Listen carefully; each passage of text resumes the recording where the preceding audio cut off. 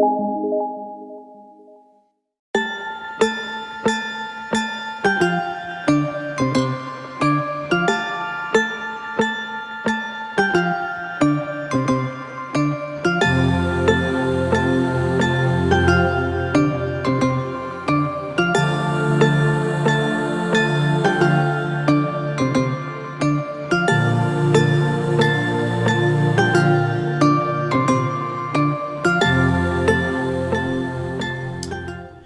everybody, and welcome to this edition of the Disciples Download. The format's going to be a little different today. We're going to start transitioning into more of a podcast format, away from kind of a Bible study to more of a weekly podcast. And so these next 2 weeks we'll have video, and then starting January 1st, it will be audio only. Starting the first week in January, it'll be audio only.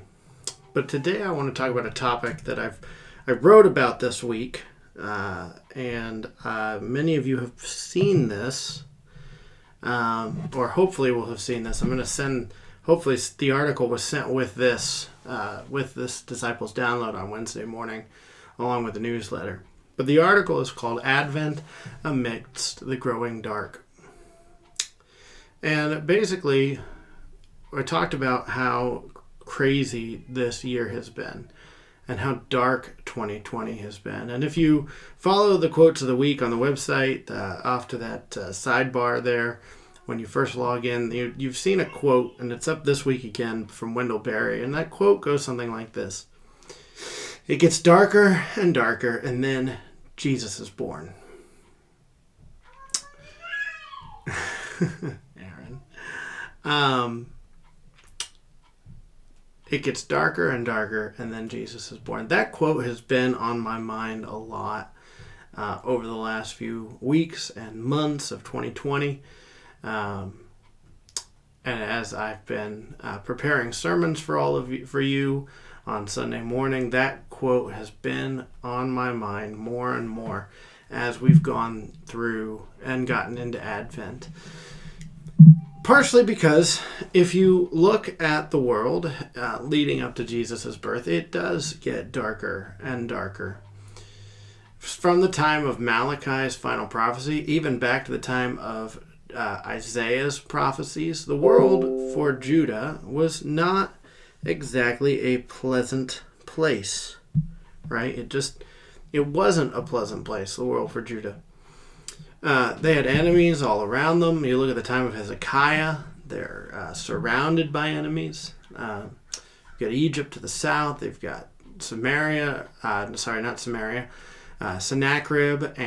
Assyria to the north. And they're under this constant threat of annihilation. And Egypt doesn't really help them. Egypt kind of takes their money and throws some men at the problem and then disappears.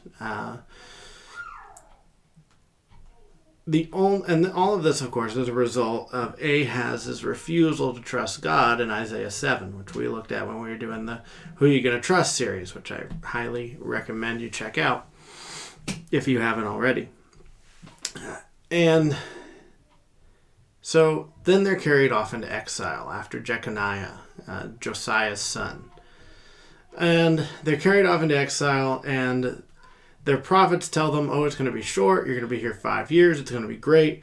But the God of the universe, through the prophet Jeremiah, says, no, you're going to be here a while. You need to prepare yourself to be here for a while. So build houses, all that stuff that's in Jeremiah 29. Prepare for the long haul.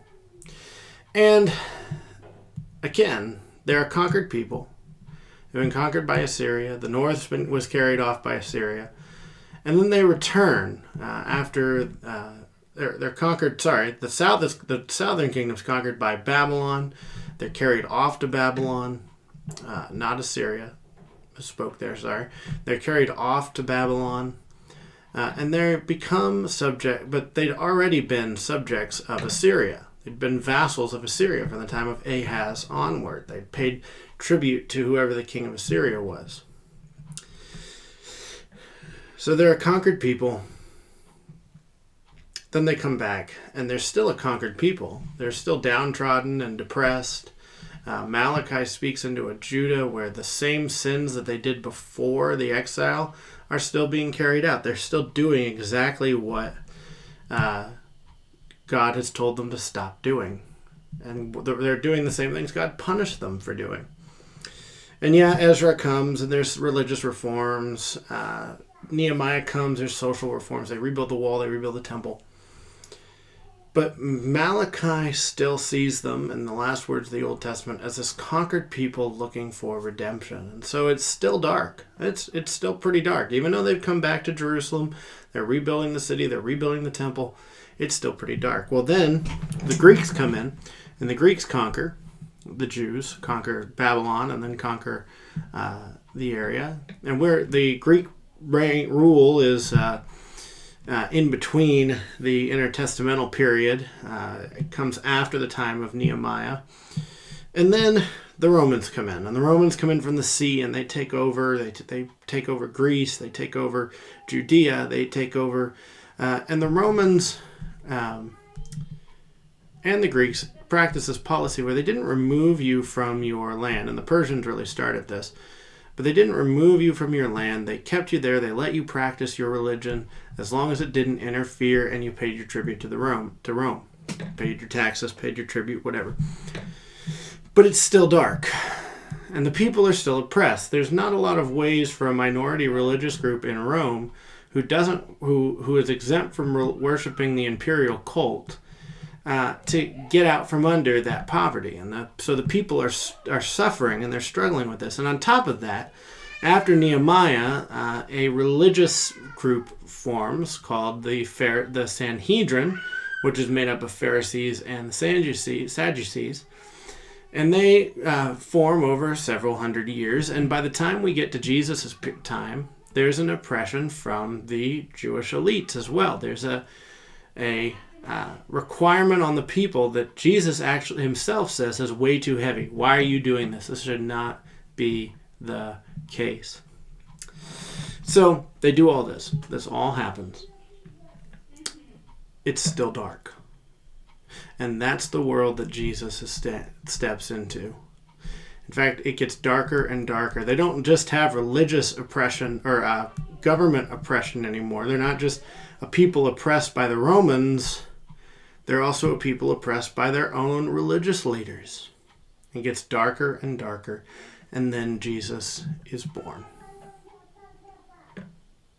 Compare that to our own time, right? Our own time is dark. I mean, there's no other way to describe it. There's no other way to describe 2020. And if you deny that, if you deny everything that's going on, you're not able to effectively minister and reach your brothers and sisters who are directly affected by this. In fact, if you talk to secular people in our day, one of the things that has now turned them even further away from God and from the church is to see and hear his people denying what is going on with the pandemic, acting as though a human being can save and preserve religion in the United States. Hint, they can't. Acting as though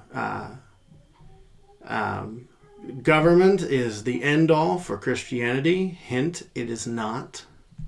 And the secular world is looking at us and they're going, but you have these scriptures that say X, Y, and Z, and you should, but you're not living them. And actually, 95% of atheists don't know what Christians believe from the mouths of Christians. They hear it from the news, which is a poor representation of what Christianity is. And they hear it, they read it in books. And some of those books are theologically heretical that they're reading. They don't know a Christian. They've never met a Christian. So their idea of Christians is that we're all worried about politics. We're all worried about the things of this world, even though our scriptures tell us to be concerned with the things of the kingdom of heaven and how that all plays out here in the world. This is a problem. It's getting darker and darker. Yes, this is a fact. All right? We have a global pandemic going on. Hundreds of thousands of people have died from this global pandemic and continue to die from this global pandemic. In fact, it is getting worse. All right? Image bearers, people made in the image of God, are dying. On top of that, we have a tense, contested election that really shouldn't be. This shouldn't be a problem. This has not been a problem in the history of our nation, and yet here we are. And we have people making death threats against image bearers of God in the midst of a global pandemic, which has claimed the lives of image bearers. This is why I keep telling us that we as believers are supposed to be better than this. We are supposed to be the voices of the people who stand up and go, this is serious. We're going to take this seriously. We're going to make sacrifices like Jesus did. We're not going to rant and rave about a freedom that's given by man that man can take away. We're not going to rant and rave about how this is all fake and it's all been blown out of proportion. I don't care. It may have been. Who knows? All I know is that this is a serious situation that we need to be taking more seriously than we are, and we're not.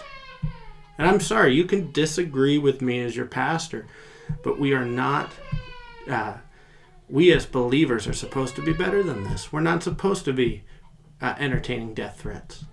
We're not supposed to be standing by while hundreds and thousands die and go, well, that is what it is, because that's not what this is supposed to be. It's not what Christianity is. And we can claim that it's something other than what it is, but the Bible is always going to condemn us.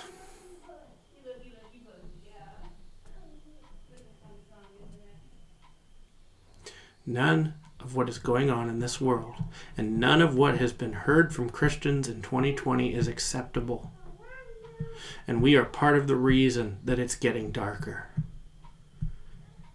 The secular world can destroy itself. It's going to destroy itself. Evil is self-destructive. Christianity is supposed to be a light. It is supposed to be a faith that builds. It is supposed to be a faith that builds up. And I don't care what the world does. I don't. And yes, I am angry in this, and this is turning into a bit of a rant because the way Christians are acting is just unacceptable. I'm tired of seeing it. It's so discouraging. We are a nation of children, and we're acting like children. When the Bible tells us that we are to grow up to maturity, not being blown about by every vain wind of doctrine, by every conspiracy theory, by every ideology, all these things that the world tells us, hey, you need this to survive.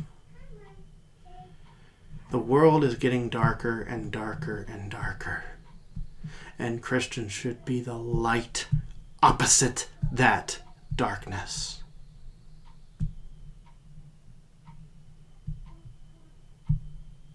Not participating in it.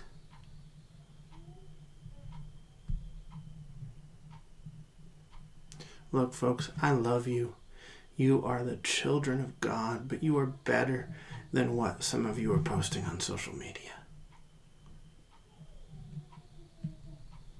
We serve a kingdom that this world can't comprehend, that this world can't possibly understand or adhere to. We serve a God who is greater than this world. And we need to be the leaders in life and reaching out to people. Because here's the thing. None of the darkness in this world should surprise us. Jesus promises us in Matthew that it is going to get darker and darker and darker. And so if I can adjust that Wendell Berry quote, because here's the reality. Jesus is coming back. And is he going to find his church more worried about the politics of the United States of America than the life of the kingdom of God? In his mind, that's idolatry. That's blasphemy. That is a death sentence for us. Is he going to find us, his church, more worried about personal freedom than their neighbor? Again, that's a death sentence. He considers that idolatry.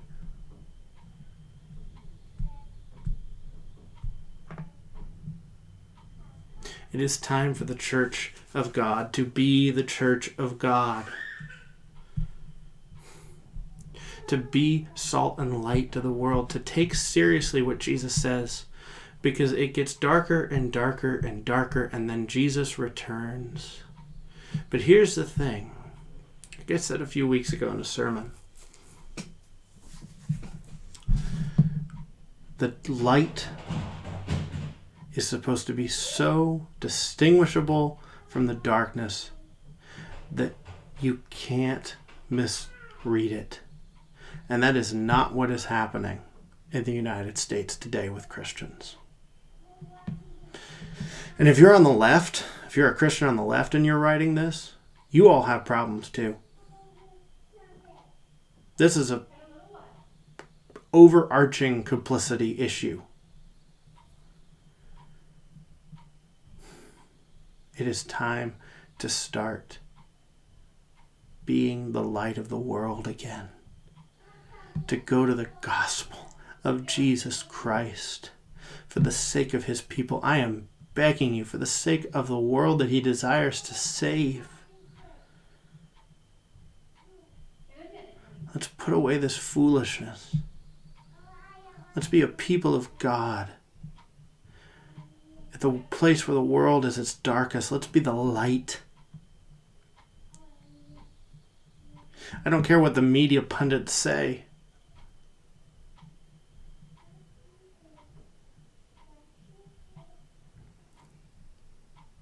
God's church grew rapidly without any of the things that we claim to love in the United States of America today. And claiming we love those things and want those things more than we want people to be saved is driving people away from Christianity, not to the cross. Oh, church. Hear the gospel of Jesus, that he died on the cross like he said he was going to, that he was buried like he said he would, and he rose again like he said he would. Hear the word of our Father. He is the bread of life. His radical third way is so much greater than the ways of this world. And it leads to life, while the ways of the world leads to death. I plead with you. In the midst of this Advent season, be the light to your neighbors that they need.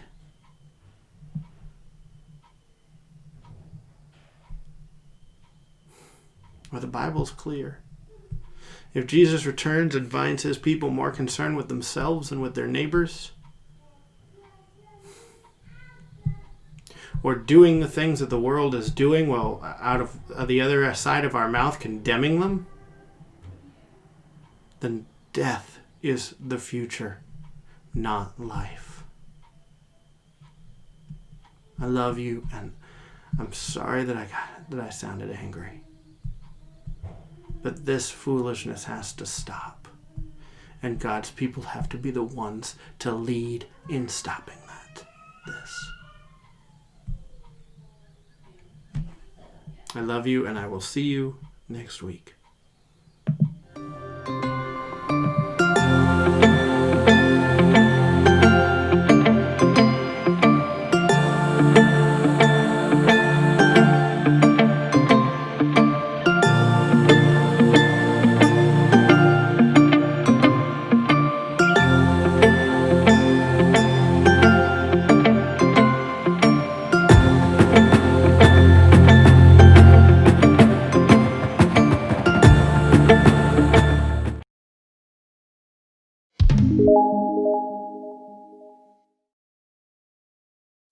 And that is a wrap.